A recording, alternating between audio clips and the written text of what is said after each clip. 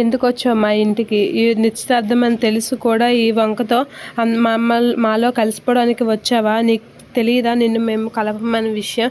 అయినా నువ్వు ఎందుకు వచ్చావా అని చెప్పేసి గట్టిగా నిలదీస్తూ ఉంటుంది పార్వతి. ఆ మాటలకి అవని అయితే ఏం మాట్లాడకుండా అలా చూస్తూ ఉంటుంది.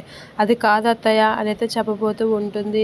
నన్ను తోసేసి చంపేయడానికి చూసినట్లుగా నా కూతుర్ని ఏం చేయాలని చూస్తున్నావు? వచ్చి నుంచి చూస్తున్నాను, నువ్వు ప్రణతితో మాట్లాడడానికే చూస్తున్నావు అని చెప్పేసి అయితే అంటూ ఉంటుంది. అలా అనేసరికి ప్రణతి అవని అయితే అలా చూస్తూ ఉంటుంది. ఏంటి పార్వతి, అవని మీదకి ఎందుకు అలా విరుచుకుపడుతున్నావు అని అంటే, ఏం మాట్లాడుతున్నారండి? చిన్న పిల్లతో అబద్ధం చెప్పి ఇంట్లోకి రావాల్సినంత అవసరం ఏంటి?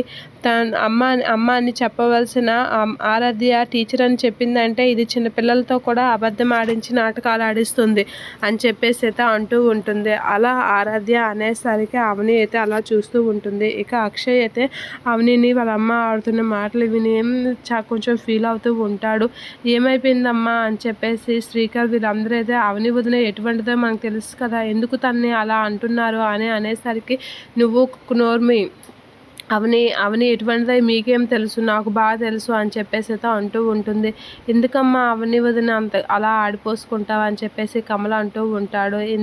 ఇక రాజేంద్ర ప్రసాద్ వాళ్ళందరూ అయితే అలా చూస్తూ ఉంటారు.